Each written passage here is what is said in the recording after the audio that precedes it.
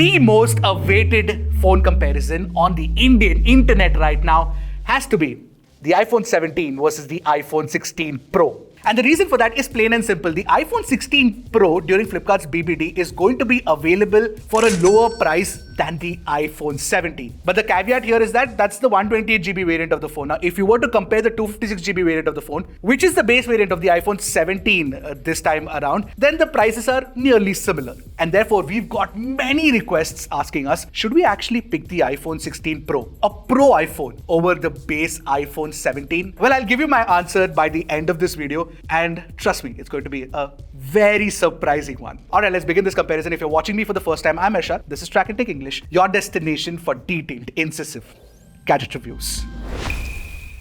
Now, to start off with, the design of the iPhone 17 is largely similar to the iPhone 16 from last year, but the only difference is that it's slightly larger because it has a larger display. A larger display with tinier bezels, no less, which is something that I really appreciate. And when you compare it to the 16 Pro, yes, the 16 Pro does feel more premium in the hand, and the major reason for that could be the fact that, it's got a titanium frame. But I mean, this is not a bad design either, and you get some funky colors too, which is something that a lot of people prefer. So if you want like colors in your life, then go for the iPhone 17. But there are some interesting things that we noted. Firstly, the iPhone 17 is of course lighter than the iPhone 16 Pro. Secondly, you get the new ceramic Shield 2 protection on top of the iPhone 17, which actually makes it 3x more scratch resistant than the display on the 16 Pro. And trust me, that's a change that I'm absolutely loving, primarily because the iPhone 16's display, oh my god, that thing scratched up like no man's business. And of course, both these phones also come with IP68 rating and MagSafe wireless charging as well. But there is one advantage with the iPhone 16 Pro, and that is the fact that you actually get a Type-C 3.2 port at the bottom, which is Type-C 2.0 on the iPhone 17. Apple should have upgraded that. Maybe next year. What this means is that the Pro phone actually is great for Pro workflows, because if you're going to be transferring data a lot from the phone and to some other device, or from another device to the phone, then you'll get faster data speeds, which is not going to be possible with the iPhone 17. Oh, by the way, I completely forgot to mention the iPhone 17 is also slimmer than the iPhone 16 Pro, if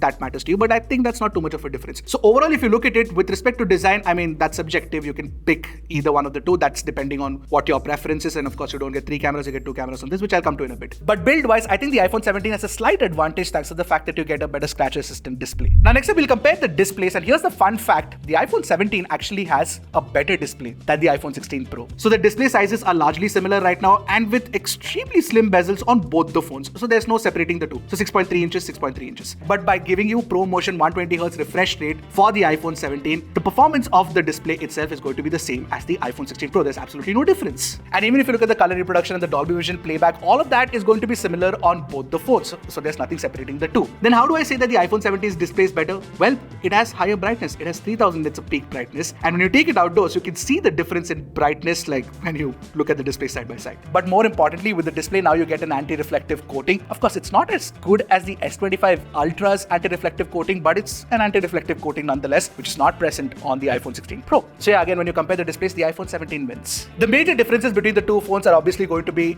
in the performance, the battery life, and the camera. So let's talk about that next. But before I move on, if you haven't subscribed to the channel yet, don't forget to do that. Go ahead, hit that subscribe button.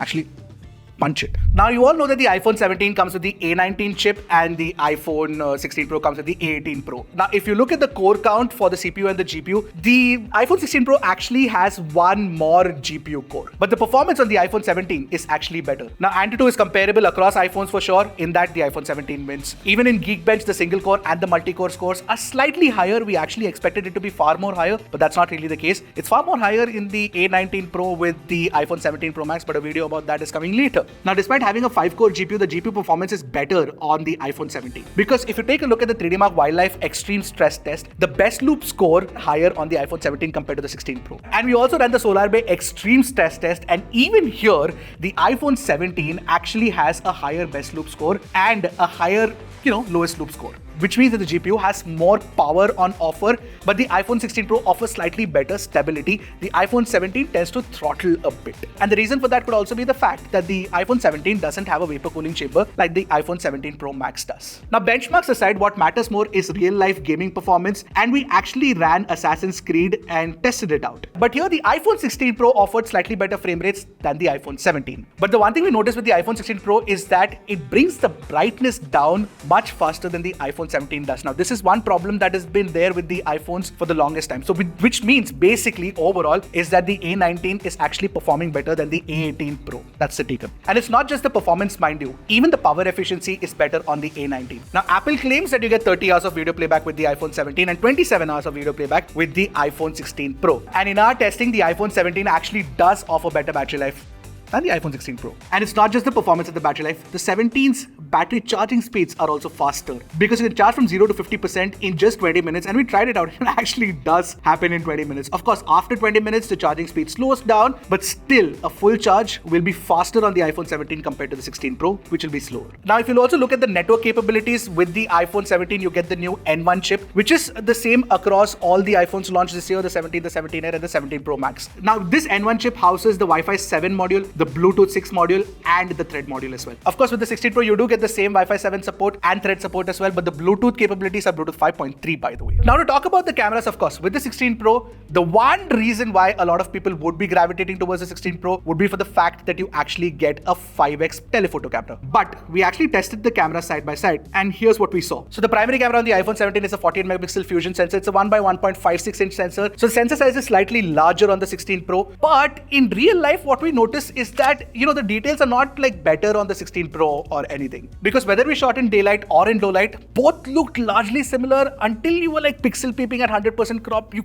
really cannot tell too many differences. And even if you look at the color reproduction, it's exactly the same. There is no difference between the two. But one thing we noticed with the 17's primary camera shots is that the skin tones actually are closer to real life on the 17 compared to the 16 Pro. Now, HDR capabilities are largely similar on both. Apple hasn't improved the smart HDR5 algorithm, so that's unchanged mostly. But if you want to shoot portrait shots, that is when the 5x portrait camera with the 16 Pro will come in handy, because you can punch in closer and get some really good looking bokeh drop off. Not that the iPhone 17 takes bad looking portraits, but just that extra focal length that you get with the 16 Pro works in its favor. Now, here's an interesting thing. The ultra wide angle camera on the iPhone 17 has been upgraded. Now, it's a 48 megapixel ultra wide angle camera, but with fusion technology, which is not available on the 16 Pro. Now, what difference does that make? Well, in daylight, not too much of a difference. Both look largely similar. But in low light, the iPhone 17's ultra-wide shots actually look better than the iPhone 16 Pro. It pulls in more light, it has more details. So if you want a better ultra-wide angle camera, you have to go for the iPhone 17. In fact, if you want a better selfie camera, there's no doubt in my mind that the iPhone 17 is a better selfie camera. Because this year, you get a square sensor, which is a 24 megapixel sensor, but you get 18 megapixel outputs in different aspect ratios. You can take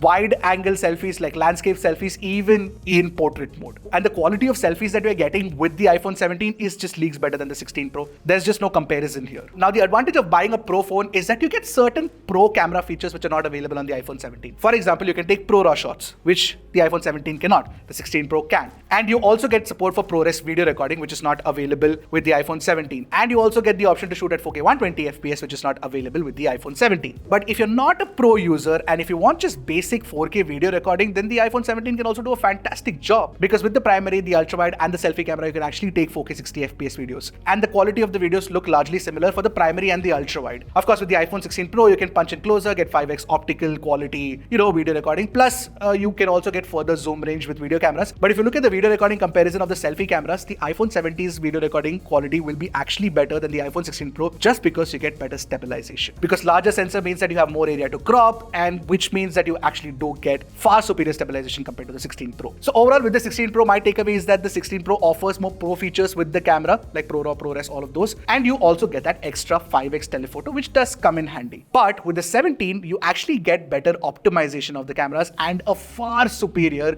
selfie camera and a slightly better ultra-wide angle camera as well. So make what you want of that and then make a choice accordingly as to what your use case would be. Trust me, if you don't really care for that telephoto too much, then the iPhone 17's cameras are pretty good too. Now, finally, let's talk about the software experience. Basically, you get iOS 26 with the new liquid glass design. It, of course, looks very attractive. It's a completely new redesign and makes the phones feel very new as well. Now, the advantage with the iPhone 17 is that you'll get one extra year of software update, which will not be available with the 16 Pro. Of course, one defining feature of the software experience would have been Apple Intelligence on both the phones, because you do get Apple Intelligence on both the phones. But unfortunately, right now, Apple Intelligence is limited to whatever Apple Intelligence features are currently available. For example, Genmoji.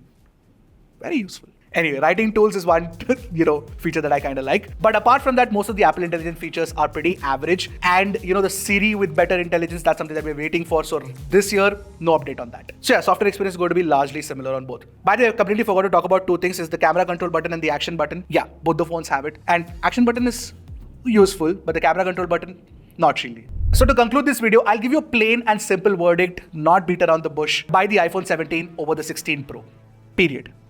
I hope that was helpful. I'll see you guys in the next one. Until then, keep tracking and stay safe.